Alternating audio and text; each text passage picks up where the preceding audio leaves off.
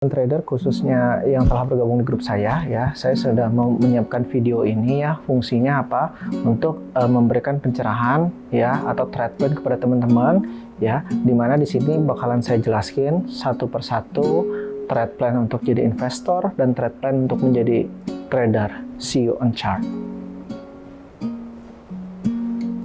Oke, ada banyak tipe-tipe investor ya. Itu bakalan mempengaruhi kita dalam pengambilan keputusan untuk membeli suatu saham ya. Salah satu investor yang biasa mereka awal-awal masuk atau mulai di pasar modal itu biasanya mereka membeli saham-saham yang memang defensif ya. Contoh di sini ya, kita biasa lihat itu ada BCA, BRI, BNI, Mandiri atau Telkom. Itu adalah saham-saham yang memang mereka tidak naik ataupun turun yang secara signifikan dibanding saham-saham yang lain atau saham-saham siklikal misalnya. Yang kedua adalah investor dividen ya teman-teman. Jadi di sini biasanya mereka membeli suatu saham itu pertimbangannya karena mereka ingin membeli perusahaan tersebut yang growth ya, yang sudah mature sehingga mereka bisa mendapatkan dividen yang rutin setiap tahun ya. Jadi jenis investor ini ya teman-teman pastinya harus membeli saham-saham yang memang dia membagikan rutin setiap tahun. Contoh misalnya itu ada PTBA, Adaro, ITMG, Bank BJB dan Bank Jaktim. Jadi saham-saham tersebut biasanya memberikan return 7, 10, sampai 20% setahun. Jadi ini sangat menarik ya buat teman-teman yang memang mengincar dividen dari suatu saham. Tapi ingat sekali lagi, ketika kita mengincar dividen, berarti kita harus menaruh uang yang cukup untuk memberikan return dividen yang menarik. Seperti itu.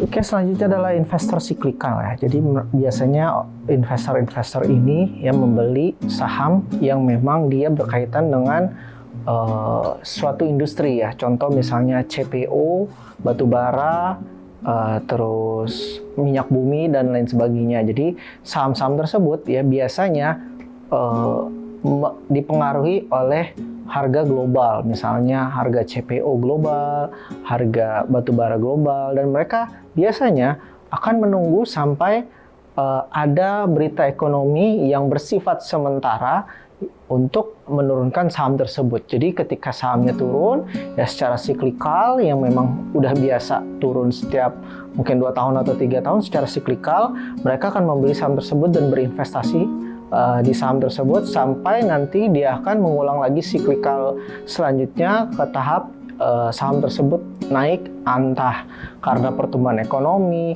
harga minyak bumi dan lain sebagainya itu naik. Jadi saham-saham tersebut menarik untuk dibeli ketika saham tersebut berdampak buruk dari sentimen global biasanya. Oke, selanjutnya adalah value investor ya. Biasa value investor ini membeli suatu saham karena saham tersebut berada di bawah harga buku atau nilai buku atau nilai intristiknya atau salah harga yang bisa kita bilang. Saham-saham tersebut biasanya kita sebut saham mercy harga bajai lah ya. Jadi saham-saham tersebut yang harusnya diberikan harga rata-ratanya, misalnya let's say PNBN di harga 2.000 tapi ternyata sahamnya harga 1.000 ya, itu termasuk yang under value ya. Jadi mereka akan menunggu sampai respon pasar menanggapi saham tersebut sesuai dengan harga wajarnya. Nah, kenapa dia biasa turun? Biasanya berkaitan dengan kinerja keuangan yang biasa-biasa saja atau masih cenderung merugi dan lain sebagainya, atau tidak ada corporate action ya dari suatu emiten tersebut sehingga saham tersebut flat di sana. Ya, selanjutnya investor multi-bagger ya. Biasanya investor multi-bagger ini ya membeli saham karena ada suatu corporate action, misalnya backdoor listing atau saham tersebut ditunggangi oleh berita-berita yang berdampak bagus ya bagi perusahaannya, contoh akuisisi misalnya. Jadi saham-saham tersebut biasanya saham-saham receh yang kadang tidak liquid ya, tapi saham tersebut bagus sebenarnya gitu dari sisi forecasting di masa depannya, seperti itu. Jadi jenis investor ini cenderung mereka akan mengambil risiko yang lebih tinggi ya, karena mereka akan membaca di masa depan atau yang akan datang ini saham bakalan bagus untuk kita berinvestasi walaupun kadang pairnya lebih tinggi dan lain sebagainya kadang berbanding terbalik dengan value investing ya. Jadi investor multi-bagger ini biasanya mereka lebih mengedepankan ada informasi apa nih yang besar di suatu saham tersebut sehingga saham tersebut menjulang tinggi naik daripada harga wajarnya dia, seperti itu. Makanya mereka bisa naik beratus-ratus kali lipat, beribu-ribu kali lipat, seperti itu. Tapi ya pastinya mereka harus lebih sabar dan mereka harus take the risk ya. Pastinya take the risk karena ketika kita ingin mendapatkan profit yang besar akan diikuti juga dengan potensial kerugian yang cukup besar juga, seperti itu. Selanjutnya adalah IPO investor ya. Jadi biasanya investor yang berburu IPO ini mereka biasa bermain di premier market ya, pasar primer ya. Jadi di pasar primer ini mereka biasanya akan memberikan waktunya mereka untuk membaca prospektus, membaca laporan prospektusnya mereka tentang keuangannya mereka, ekspansi setelah mendapatkan IPO mereka ingin gunakan untuk apa ya. Jadi itu sangat menarik ya bagi investor yang memang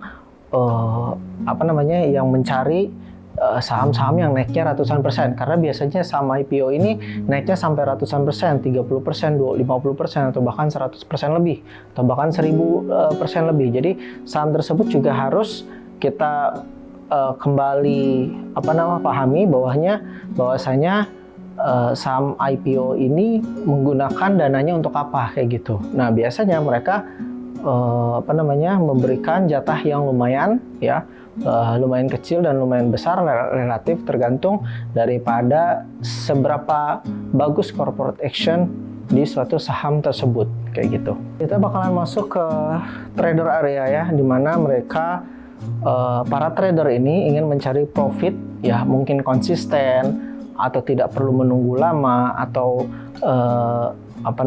mereka lebih fleksibel atau tidak mempunyai rasa yang lebih bersabar lah mungkin dibanding dengan investor ya. Tapi memang ada plus minus. Plusnya mereka bisa dapat keuntungan secara instan dan tidak perlu menunggu lama dan tidak perlu floating loss yang cukup banyak, seperti itu. Oke, yang pertama adalah swing trader ya. Mereka biasanya menggunakan metode swing trader ini apabila mereka ingin menghold ya dalam jangka waktu biasanya itu lebih lama.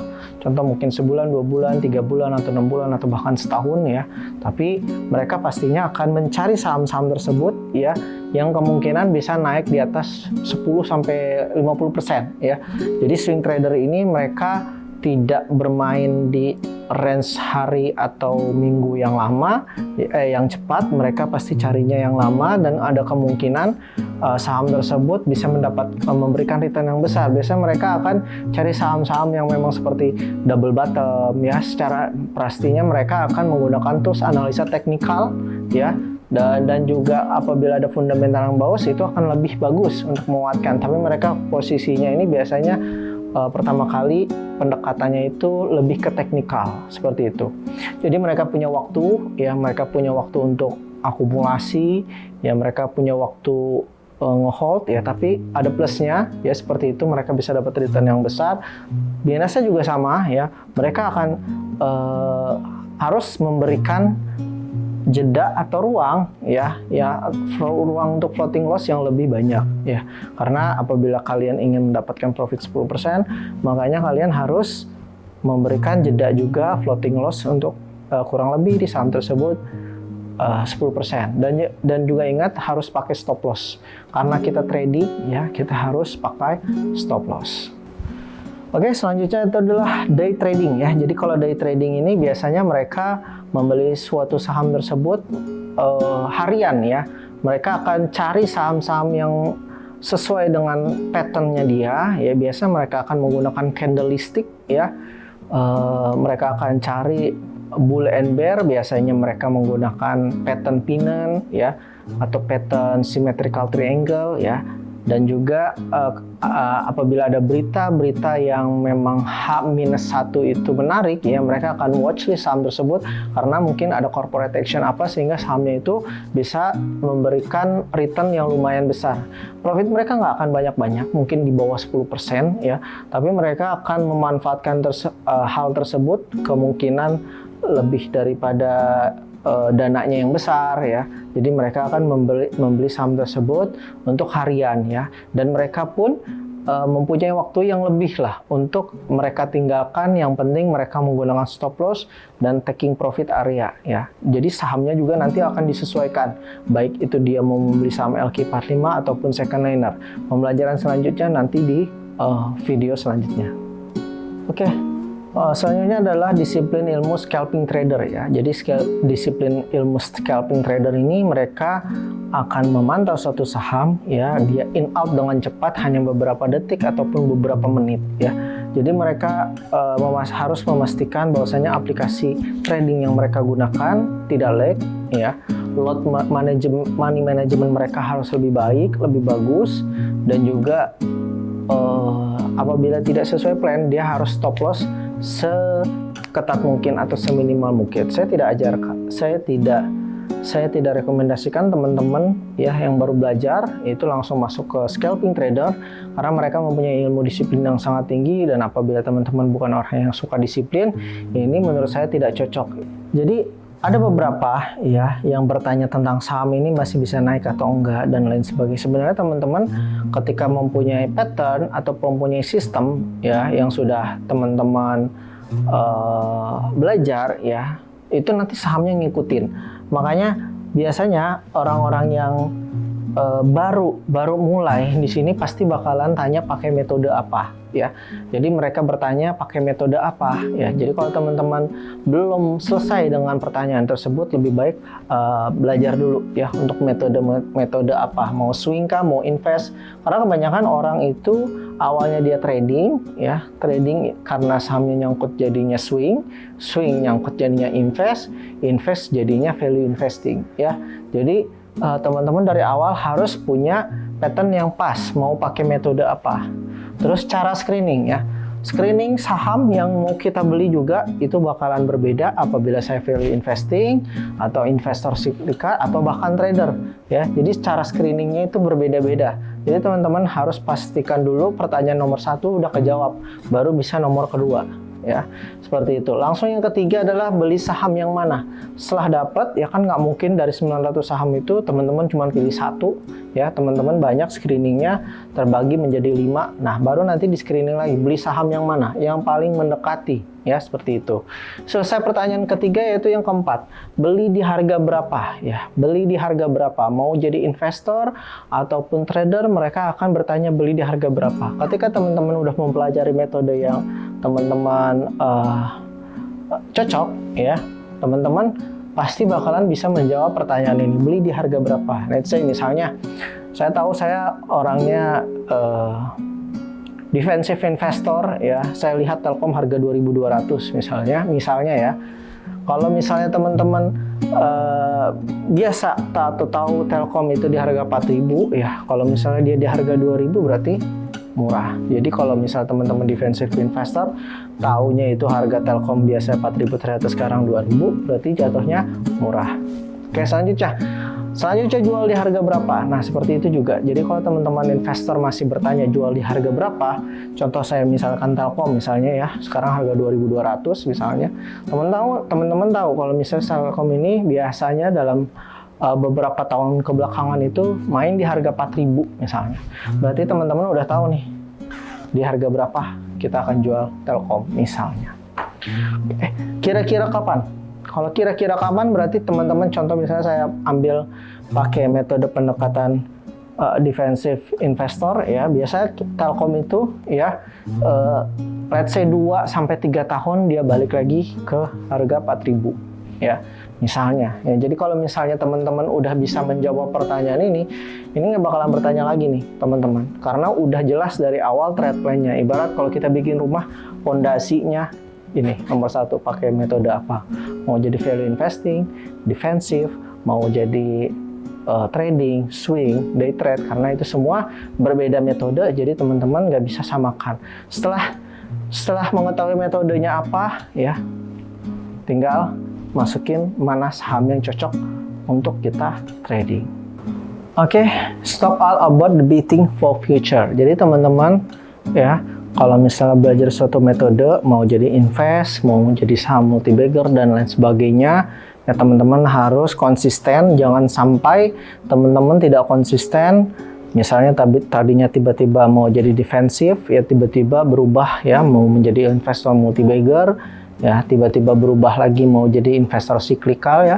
Jadi di saham itu 70% itu mental, 30% teorinya. Jadi perhatikan ya, apabila kita sering berpindah-pindah metode, biasanya mental itu kita yang akan bermasalah nantinya. Jadi tentukan pilihan untuk trade plan-nya dari sekarang.